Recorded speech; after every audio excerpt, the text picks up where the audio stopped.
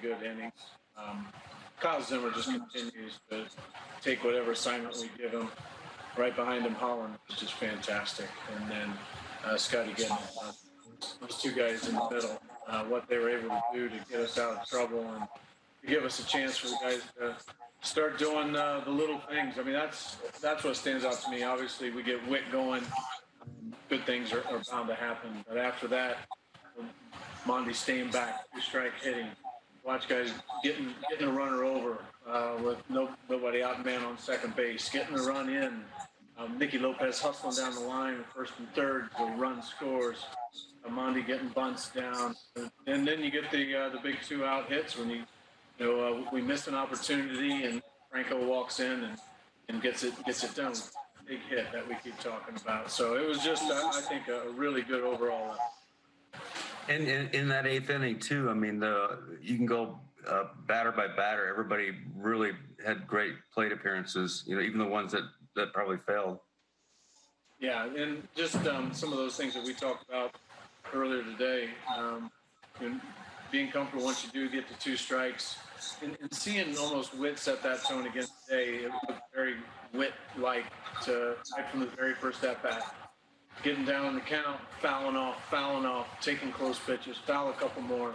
That takes its toll on a starting pitcher. It takes a toll on a pitching staff. And then I believe those kind of at-bats become contagious too, where you're seeing other guys kind of follow suit and putting pressure on the defense by making things happen. It was, one of those innings that you just hope that the guys see that process we talked about.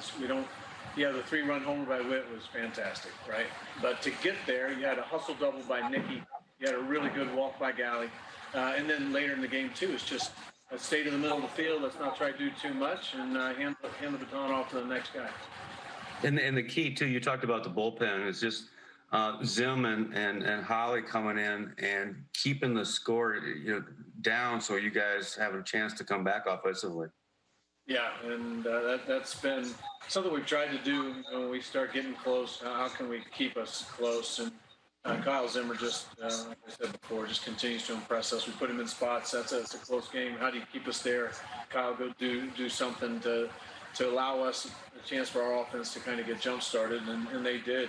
But yeah, he's continuing to get some weird swings at both of his secondary pitches, and his fastball looks to be playing up, and that's huge. And Greg Holland, I don't know how much we could ask more from him. I was hoping to get an out, maybe 2 into the 8th, and then he took care of it himself and even ran down a ball at first base. But just such a great addition to this club and what he brings on the mound, but what he's doing down in that bullpen when he's spending time talking to the guys as well.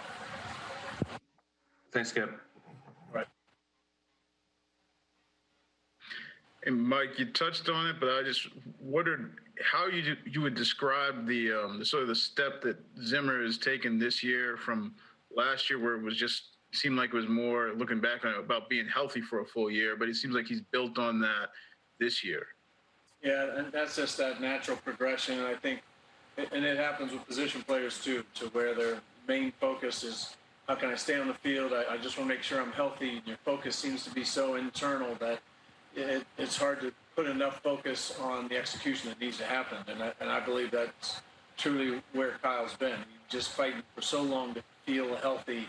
It's hard not to have your focus right there on the rubber and not 60 feet, 6 inches away. And what he's been able to do is, last year I think was a huge step, and they did a great job of just getting him back and feeling strong. So then all through the winter, all through spring, and then through that summer. And the adjustments he even made from spring until that summer camp were huge. He shortened things up, made them very repeatable, and we're watching the exact same thing every day. And he's tunneling the ball well. He's always been able to spin it. He's got great life on the ball.